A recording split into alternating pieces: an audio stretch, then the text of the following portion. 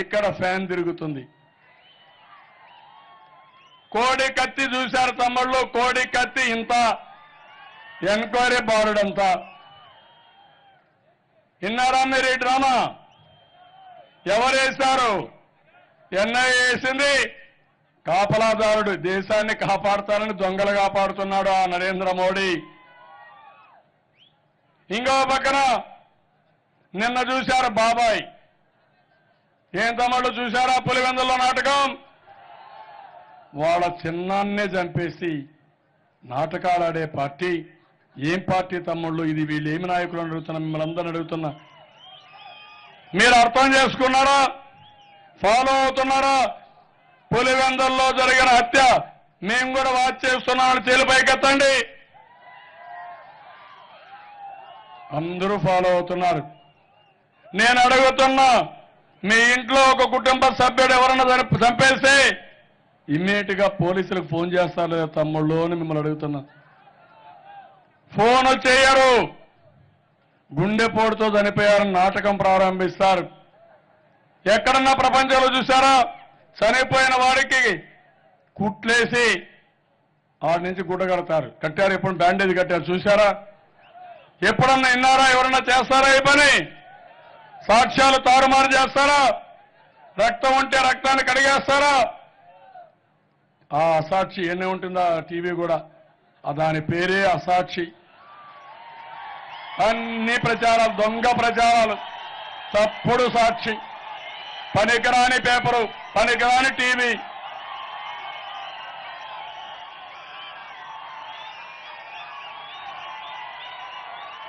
తొమ్మిది గంటల 17 నిమిషాలకు బ్రాడ్కాస్ట్ చేస్తారు వీళ్ళు. ఏమని? వైఎస్ ఇంట్లో విషాదం, గుండెపోటుతో చనిపోయాడు. ఏం తమ్ముళ్ళు ఏంటి? ఎవరి చెవులో పువ్వు పెడతారని నేను అడుగుతున్నా మిమ్మల్ని అందరినీ. హాస్పిటల్కి పోతే వాస్తవాలు బయట వచ్చి ఇది హత్య, తల పగిలింది, మెదడు బయట వచ్చింది, కాళ్ళు నరికేశారు, ఘోరంగా చంపారు. దానికి సమాధానం లేదు. ఉదయం అంతా కూడా అక్కడి నుంచి డ్రామా, మనం చంపేశామంట ఇంటికి పోయి. సాయంత్రానికి డ్రామా మారింది. ఆ డ్రామా ఏంటి? ఆయన చనిపోయినప్పుడు ఒక డయింగ్ డిక్లరేషన్ ఇచ్చాడు. ఆ డయింగ్ డిక్లరేషన్ ఏంటి? డ్రైవర్ని ముందు రమ్మన్నాను, ఆయన కోపం వచ్చింది, నన్ను చంపేస్తున్నాడు కాబట్టి ఈ లెటర్ రాస్తున్నానని. అప్పుడు లెటర్ రాసినట్టు ఒక లెటరు. అది ఎప్పుడు ఇస్తారు? సాయంత్రం ఇస్తారు. ఏం తమ్ముళ్ళు ఆ లెటరు ఎవరు రాయించారు? ఎవరు రాయిస్తారు? అంటే కేసు తప్పుదారి పట్టించడానికి, డ్రైవర్ పైన నేరం వేయడానికి కానీ ఏదైనా కానీ ఎందుకు తెల్లవారుతో ఇవ్వలేదని అడుగుతున్నా. ఇది న్యాయమా అని అడుగుతున్నా. ఇప్పుడు సిబిఐ ఎంక్వైరీ ఉన్నాడు. వీళ్ళ కాపలాదారుడు ఢిల్లీలో రెడీగా దొంగలు కాపాడతాడు, వీళ్ళకి అండగా ఉంటాడు. సిబిఐ ఎంక్వైరీ వేస్తే దొంగలు తప్పించుకోవచ్చని, నేరస్తులు తప్పించుకోవచ్చని, హత్యలు చేసేవాళ్ళు తప్పించుకోవచ్చు అనుకుంటున్నారు. నేను అడుగుతున్నా తమ్ముళ్ళు, రేపు ఈ రాష్ట్రంలో ఇలాంటి వ్యక్తుల వల్ల ఎవరికైనా రక్షణ ఉంటుందా? మీ ఇంట్లో ఆనందంగా పడుకోగలుగుతారా మీరు? మీకు సేఫ్టీ ఉంటుందా? భద్రత ఉంటుందా? ఇలాంటి నాయకులు మనకు కావాలన్నా? మరో పులివెందులు కావాలా రాష్ట్రం? ఒక రావణాసుడు కాష్టం కావాలా రాష్ట్రం? ఇది చేశాడు. ఇంకొక ఆయన కేసీఆర్, ఆయన ఇంకా మహానాయకుడు, మన మీద పడ్డాడు. సర్వాన్ని వదులుకొని వస్తే మేము వదిలిపెట్టిన ఆస్తులు మీరు ఎంజాయ్ చేస్తూ ఇంకా మా మీద దాడి నీకెందుకు అని అడుగుతున్నా. పోలవరం జరగకూడదంట, మనం అభివృద్ధి కాకూడదంట, మనం బ్రతకూడదంట. హైదరాబాద్ పోతే ఆంధ్ర వాళ్ళు వచ్చారని మాట్లాడతాడు. ఉలవ చారు తింటున్నామని వాళ్ళ దగ్గర పశువులు తింటాయని ఎగతాళి చేస్తాడు మనల్ని. ఆంధ్ర వాళ్ళు రాక్షసులు అంటాడు. ఇష్టానుసారంగా నోరు బారేసుకునే సంస్కృతి ఆయింది. నేను అడిగా, ఎవరు మనల గురించి మాట్లాడడానికి ఎవరిచ్చారు ఈ హక్కు? మనకు రోషం లేదా తమ్ముళ్ళు? మనకు కూడా పౌరుషం లేదా తమ్ముళ్ళు? ఇప్పుడు ఏం చేశాడు? హైదరాబాద్ లో ఆర్థిక మూలాలున్నాయి, ఆ మూలాలపైన దాడులు చేస్తున్నాడు.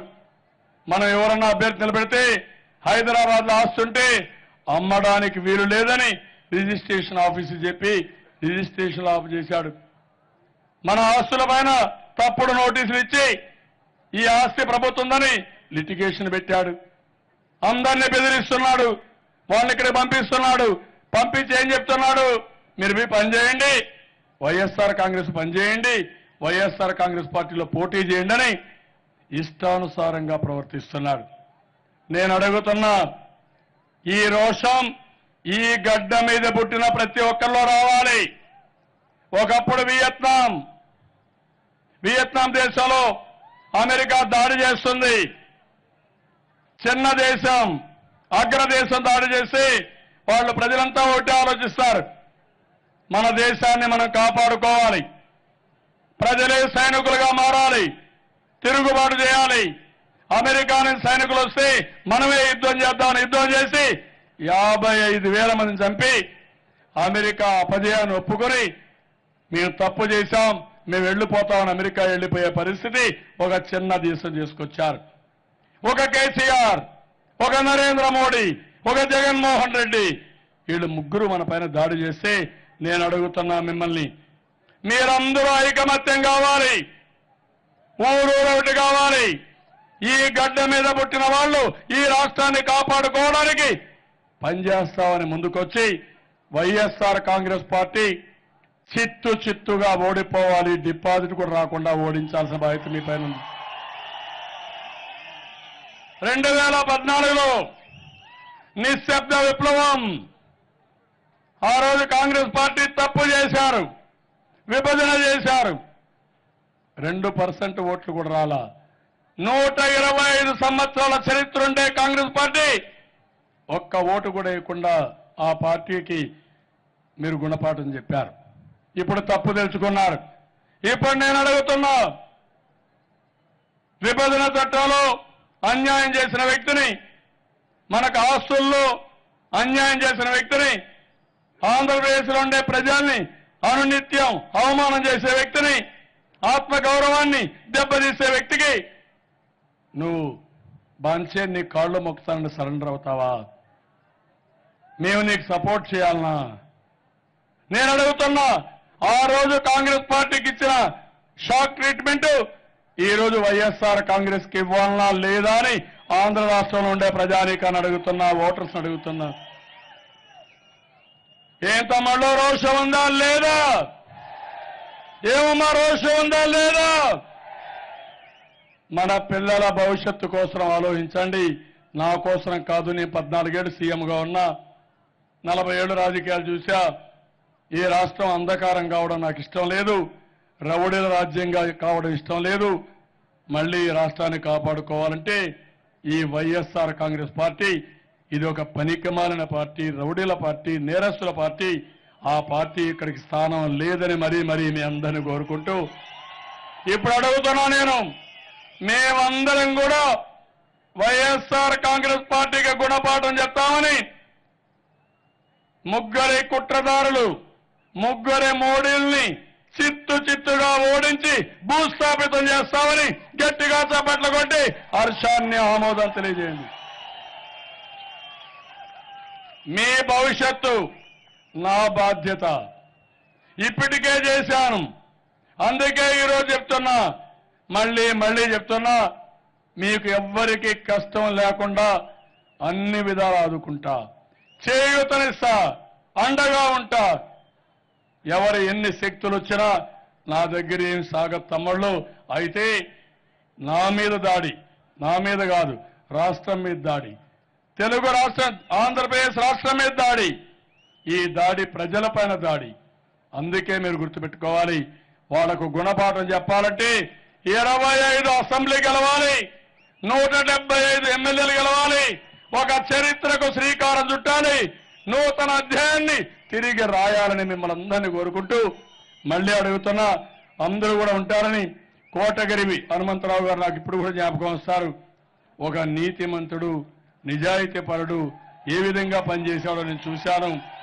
ప్రతిరోజు ఒక సిన్సియర్గా వచ్చి పనిచేశారు. ఈరోజు చాలా మంది పార్టీలోకి వచ్చారు. వాళ్ళందరినీ మనస్ఫూర్తిగా పార్టీలోకి సాధారణంగా ఆహ్వానిస్తున్నా. ప్రతి ఒక్కరూ ఈ పార్టీలోకి రావాలి. ఈ రాష్ట్ర భవిష్యత్తు ఆలోచించేవాళ్ళు, ఈ గడ్డ మీద ఉండే వ్యక్తులు, ఈ నీళ్లు తాగేవాళ్ళు, ఈ గాలి పీల్చేవాళ్ళు ప్రతి ఒక్కరూ సపోర్ట్ చేయాల్సిన పార్టీ తెలుగుదేశం పార్టీ. ఇక్కడికి వచ్చిన వాళ్ళందరినీ మనస్ఫూర్తిగా సాధారణంగా పార్టీలకు ఆహ్వానిస్తూ ఇప్పుడే ముద్రబోయిన వెంకటేశ్వరరావు గారు చాలా డిమాండ్స్ కూడా ఇచ్చారు. నేను అన్ని ఆలోచించాను. ముద్రబోయిన సరైన అభ్యర్థిని నేను నిర్ణయించాను. మీరందరూ కూడా చెప్పారా లేదా అని మిమ్మల్ని అడుగుతున్నా. IVRS లో చెప్పారు, కార్యకర్తలు చెప్పారు, కడాను నేను అభ్యర్థిగా ఎంపిక చేశాను. ఇది ప్రజల ఎంపిక అవునా కాదా అని మిమ్మల్ని అడుగుతున్నా. గెలిపిస్తారా లేదా అని మిమ్మల్ని అడుగుతున్నా. ఎంత మెజారిటీ అంటే ఏకపక్షంగా జరగాలి. నాయకులు కూడా ఆయన కూడా చెప్పాను, అందరు నాయకులను కలుపుకొని రమ్మన్నా.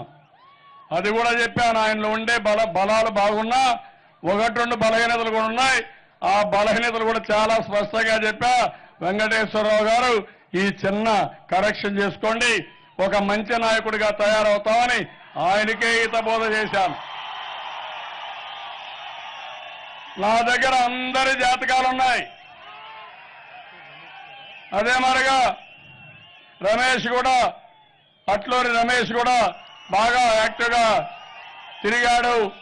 ఆయన కూడా హామీ ఇస్తున్న పార్టీలో సముచితమైన గౌరవం ఉంటుంది, అందరూ కలిసి పనిచేయాలని కోరుకుంటూ, తమ్ముళ్ళు మీ ఓటు అంటే సైకిల్కి, తమ్ముళ్ళు మీ ఓటు, అమ్మలారా మీ ఓటు, అయ్యలారా మీ ఓటు.